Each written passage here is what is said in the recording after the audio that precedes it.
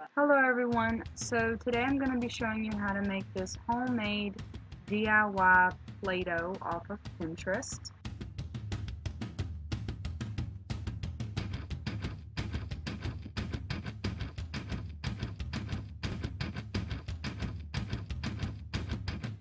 The first thing you're going to need is a big bowl, a measuring cup, cream of tartar, salt, food coloring, white flour, vegetable oil, measuring spoons to measure out how much you're going to need, a pan and something to stir with. Whoop, whoop. So I'm going to pour a cup of flour into my bowl. Then I'm going to add in 1/2 of cream of tartar, then 1/3 cup of salt, 1 cup of warm water, then 1 tablespoon of vegetable oil. Then you're just going to want to stir that well until it is all soupy and no longer has lumps in it. I don't know how this is with everyone else, but I used an old bowl and an old spoon and an old cooking pan for this because I didn't want to ruin them. But you're not really ruining them. I mean, you can wash them, but it's completely and totally up to you with what you want to do.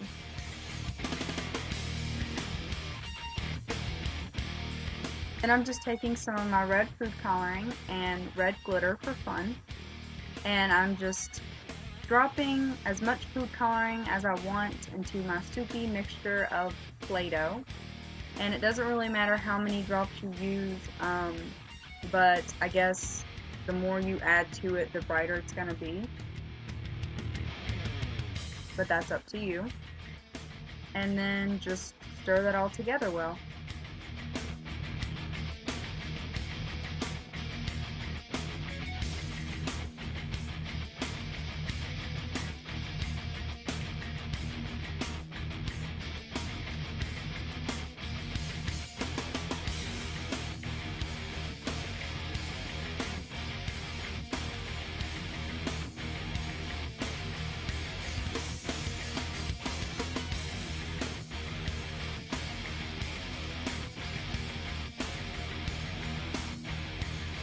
Now this next step is completely optional, but I'm just adding in my red glitter and just stirring that in there good. And I just thought it would be cool to add some glitter and sparkles to it because sparkly Play-Doh is even more funner Play-Doh. And I'm just going to cook my mixture on low heat and just kind of switch it to medium throughout the process and just constantly stir it. I mean constantly. I never once stopped stirring this while it was on the stove. Like, I seriously just kept stirring it the entire time. But you want to do this so 1, it doesn't burn, and 2, the stirring I think makes it add up to Play-Doh.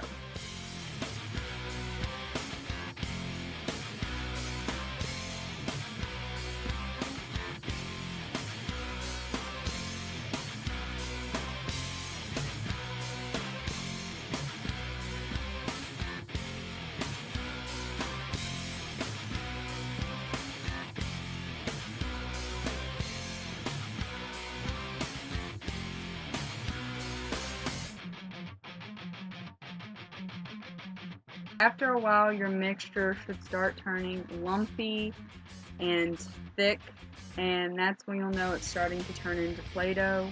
You just want to keep stirring that until it's no longer soupy and it finally looks like Play-Doh.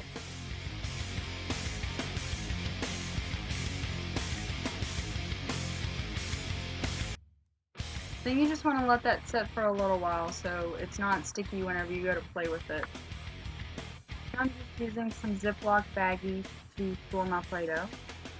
Then I'm just going to use the little technique that my mom taught me, and that is taking the Play-Doh to the pieces of Play-Doh that are on the inside of the bowl and just sticking them to that, and it's a good Play-Doh cleanup method if you need to clean your Play-Doh up afterwards.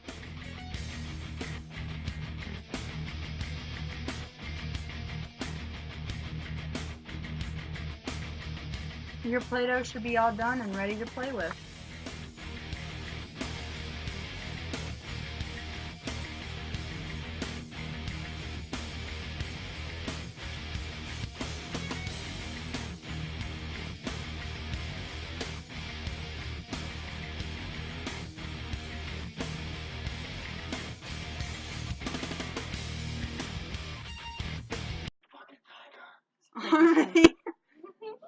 Stand in the background.